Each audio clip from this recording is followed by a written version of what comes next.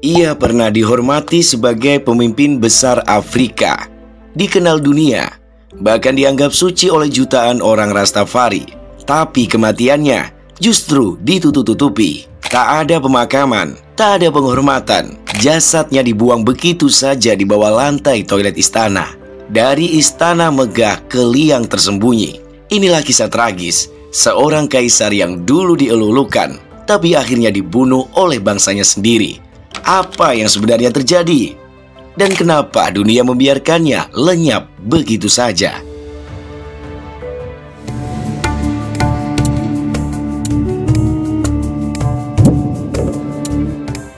Haile Selassie memimpin sebuah negeri yang tak seperti negara Afrika lainnya. Di tengah benua yang dicabik kolonialisme, Ethiopia berdiri sebagai kerajaan merdeka. Bukan tanpa konflik, tapi tetap berdiri. Dan di puncaknya ada satu nama, seorang bangsawan muda bernama Tafari Makonnen, yang kelak akan dikenal sebagai Kaisar Haile Selassie. Tapi yang menarik bukan hanya siapa dia, melainkan kapan dan bagaimana ia berkuasa. Dunia saat itu sedang bergolak. Eropa sedang menghangat menuju perang dunia. Kekuatan imperium merajalela, dan Afrika adalah ladang perebutan. Namun justru dari daratan tinggi Ethiopia, lahirlah pemimpin yang nantinya akan berbicara di hadapan Liga Bangsa-Bangsa dan jadi lambang perlawanan terhadap fasisme. Kisahnya tidak bisa dimulai dari kematian, tapi dimulai dari bagaimana ia membangun panggung dunia untuk kemudian diruntuhkan oleh panggung yang sama.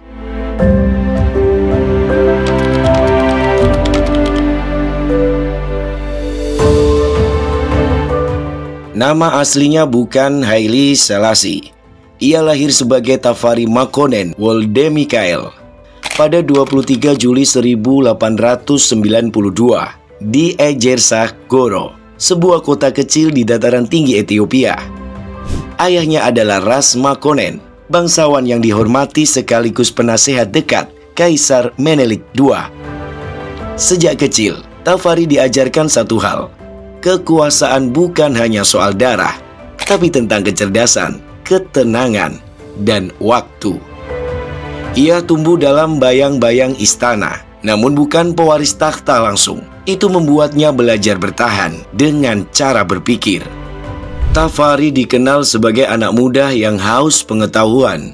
Ia menguasai bahasa Amharik, GS, Perancis, hingga Arab. Di saat bangsawan lain sibuk berburu dan berpesta, Tafari menghabiskan waktunya membaca dan mengamati. Ia tahu, suatu hari nanti, kesempatan akan datang. Dan saat itu akhirnya datang. Lebih cepat dari yang ia pikirkan.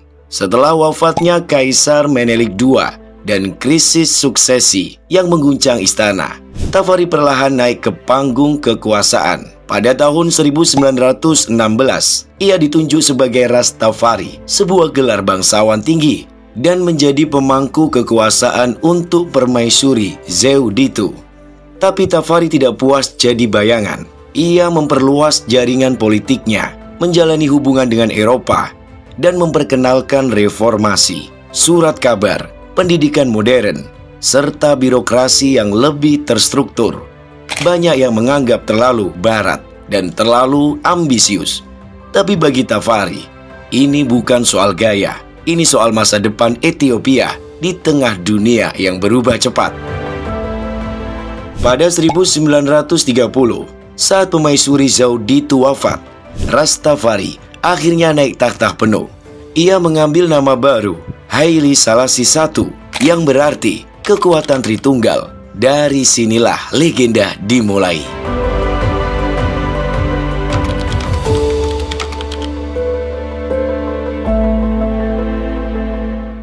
Tahun 1930-an, Haile Selassie bukan sekedar kaisar Ethiopia. Ia adalah simbol, lambang perlawanan Afrika terhadap penjajahan. Dunia memandang Ethiopia sebagai satu-satunya negeri di benua itu yang tidak pernah benar-benar jatuh ke tangan penjajah barat. Namun ujian terbesarnya datang pada 1935. Italia di bawah Benito Mussolini menyerbu Ethiopia, membawa ambisi lama, yakni membalas dendam atas kekalahan memalukan di pertempuran Adwa puluhan tahun sebelumnya. Haile Selassie melawan, tapi kekuatan pasukannya kalah jauh. Dalam kondisi genting, ia mengambil langkah berani yang tak pernah dilakukan raja Afrika lain, meninggalkan negerinya menuju Eropa untuk berpidato di Liga Bangsa-Bangsa. Di Jenewa, 30 Juni 1936, dunia terdiam ketika Haile Selassie berdiri di mimbar, bersuara lantang dalam bahasa Amharik, suara yang kemudian diterjemahkan ke dalam berbagai bahasa, menggema ke seluruh dunia. Ia mengecam agresi Italia, menyebut serangan itu bukan hanya ancaman bagi Ethiopia, tapi juga bagi perdamaian dunia. Dan dengan satu kalimat tegas, ia memperingatkan, hari ini kami, besok kalian. Kalimat itu terbukti ketika Perang Dunia II meletus hanya beberapa tahun kemudian. Banyak yang mengingat kata-katanya. Haile Selassie pun kembali ke Ethiopia pada 1941 dengan dukungan Inggris. Mengusir pendudukan Italia dan memulihkan tahtanya, ia pulang sebagai pahlawan.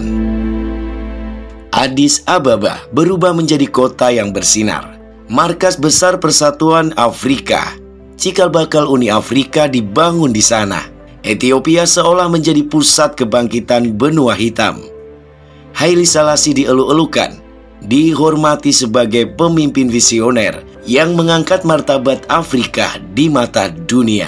Namun di balik semua itu, di dalam negerinya sendiri, benih masalah telah ditanam.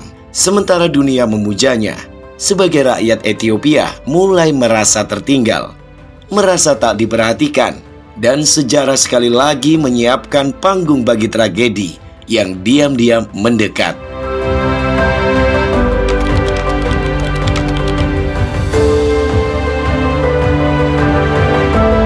Dari luar, Ethiopia era 1950-an dan awal 1960-an tampak mempesona. Addis Ababa berdiri gagah sebagai simbol modernisasi Afrika. Haile Selassie aktif di panggung internasional, diterima di Gedung Putih, Kremlin, bahkan Beijing. Ia ahli memainkan geopolitik, mendekat ke barat, tapi tetap menjaga hubungan dengan timur. Namun di balik diplomasi megah itu, tanah airnya retak perlahan. Mayoritas rakyat Ethiopia hidup dalam kemiskinan. Sistem dari masa penjajahan yang masih digunakan telah mengunci akses tanah bagi petani kecil. Reformasi yang dijanjikan Haile Selassie berjalan lambat, bahkan nyaris stagnan. Ketika kelaparan melanda provinsi Wollo dan Tigray pada awal 1970-an, istana justru sibuk dengan protokol dan pesta kenegaraan. Rakyat lapar, sementara foto-foto penderitaan mulai beredar ke dunia. Media internasional mulai bertanya, apakah Raja Agung ini benar-benar peduli pada rakyatnya sendiri? Di dalam negeri, kritik semakin keras. Mahasiswa Universitas Addis Ababa berdemo, buruh mogok, dan dalam diam, para perwira muda militer mulai menggerutu. Mereka adalah generasi yang dibesarkan oleh universitas-universitas modern yang didirikan Selassie sendiri, yang diajarkan berpikir kritis, dan kini mereka mempertanyakan legitimasi kaisar yang mereka anggap sudah tua, kaku, dan terasing. Kemarahan yang semula hanya percikan mulai menjadi bara. Militer semakin gelisah melihat ketidakmampuan istana merespon krisis ekonomi. Di belakang layar, mereka membentuk komite rahasia bernama DREC, yang artinya komite. DREC bukan sekedar kumpulan perwira frustrasi. Mereka adalah gerakan yang merasa membawa misi penyelamatan bangsa. Pada 1974, badai itu akhirnya pecah. Di tengah demonstrasi massal dan inflasi yang melonjak liar, DREC bergerak cepat. Pada 12 September 1974, Haile Selassie ditangkap. Tidak ada tembakan, tidak ada pemberontakan besar. Ia dibawa keluar istana dalam keheningan. Sejak saat itu, Seorang kaisar yang dulu dieluk-elukan sebagai raja segala raja, resmi menjadi tahanan di rumahnya sendiri.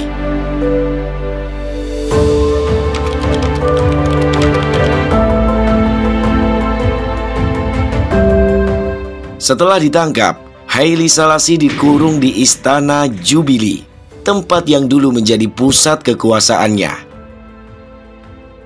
Ironis, sekarang istana megah itu menjadi penjaranya sendiri. Hari-harinya dihabiskan dalam isolasi, dijaga ketat oleh tentara muda yang dulu bersumpah setia kepadanya. Drake tidak pernah memberi Haile Selassie kesempatan bicara. Tidak ada pengadilan, tidak ada sidang. Mereka hanya membiarkannya menua dalam isolasi total sampai pada 27 Agustus 1975. Tiba-tiba muncul pengumuman resmi. Haile Selassie meninggal karena komplikasi pernafasan. Pengumuman itu singkat, datar, tanpa nada hormat.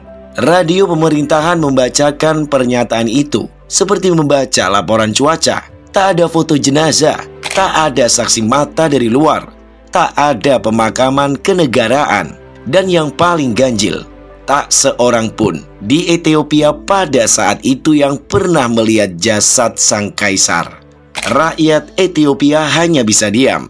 Ketakutan membungkam mereka. Drake sedang dalam masa terkuatnya, menangkap, menghabisi, dan mengeksekusi siapa saja yang dicurigai simpatisan monarki. Banyak bangsawan, tokoh intelektual, bahkan mantan penjabat setia Haile Selassie sudah dipenjara atau dibunuh. Tidak ada yang cukup berani untuk bertanya, di mana jasad sang kaisar? Di balik tembok Istana Jubilee, kebenaran yang kelam tersimpan. Sejumlah bekas anggota Drake yang membelot kelak membocorkan. Haile Selassie sebenarnya dicekik menggunakan bantal, dibunuh dalam tidurnya atas perintah Mengistu Haile Mariam. Ia adalah pemimpin Drake yang brutal dan dingin, arsitek kudeta yang menjatuhkan sang kaisar dan mendirikan pemerintahan penuh teror yang kelak dikenal sebagai Red Terror, di mana ribuan orang dibunuh atas nama revolusi rakyat. Setelah kematian tragis Haile, mayatnya dibungkus seadanya dan dikuburkan diam-diam di bawah lantai istana, tepatnya di area yang dijadikan toilet oleh Drake. Sebuah penghinaan yang disengaja. Mereka tidak hanya ingin membunuh raga, tetapi juga martabat, simbol, dan kenangan tentang sang kaisar. Selama hampir 2 dekade, rakyat Ethiopia tak pernah tahu di mana jasadnya berada.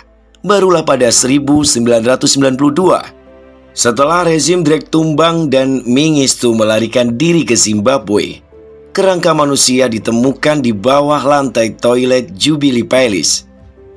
Banyak yang meyakini itulah jasad Haile Selassie, sang raja segala raja yang dikuburkan tanpa tanda, tanpa doa, dan tanpa air mata bangsa yang dulu memujanya.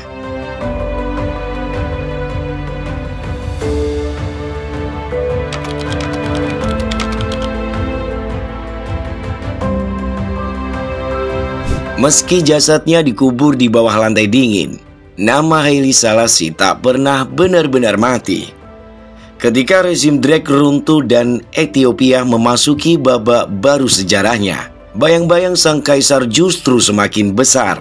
Tahun 2000, Ethiopia akhirnya menggelar pemakaman kenegaraan, sebuah momen yang seolah menjadi pengakuan terlambat atas kesalahan besar masa lalu.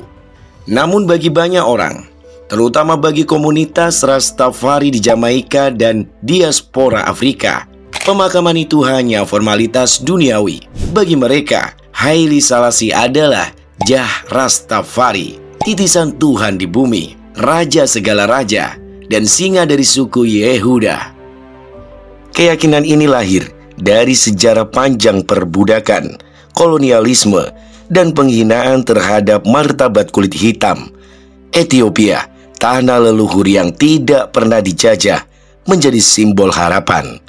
Dan Haile Selassie, pemimpinnya, menjadi representasi kebebasan dan spiritualitas. Pada 1966, Ketika Haile Selassie mengunjungi Jamaika, ribuan Rastafarian berkumpul menyambutnya di bandara. Asap ganja mengepul sebagai bagian dari ritual spiritual mereka. Tangisan dan sujud penuh penghayatan memenuhi jalan. Mereka tidak melihat Haile Selassie sebagai politisi atau raja, tapi sebagai penebus yang dijanjikan dalam kitab suci. Ironisnya, Haile Selassie sendiri tidak pernah mengklaim status ilahi itu. Bahkan dalam beberapa catatan, ia merasa gelisah dengan pemujaan tersebut, tapi ia tidak menolak. Mungkin ia memahami kekuatan simbol, dan simbol itulah yang hidup hingga kini. Dalam lagu-lagu reggae Bob Marley, dalam ritual Rastafari, dan dalam semangat perlawanan terhadap ketidakadilan global. Haile Selassie mengajarkan satu pelajaran yang abadi. Kekuasaan bisa dirampas, tubuh bisa dibunuh, sejarah bisa dipelintir, tapi warisan seorang pemimpin, simbol harapan, martabat, dan kebebasan akan terus hidup selama ada yang percaya. Dan begitulah, bahkan setelah dicekik dan dibuang di bawah lantai toilet, Haile Selassie tetap berdiri dalam lagu, dalam doa, serta dalam ingatan mereka yang menolak melupakan.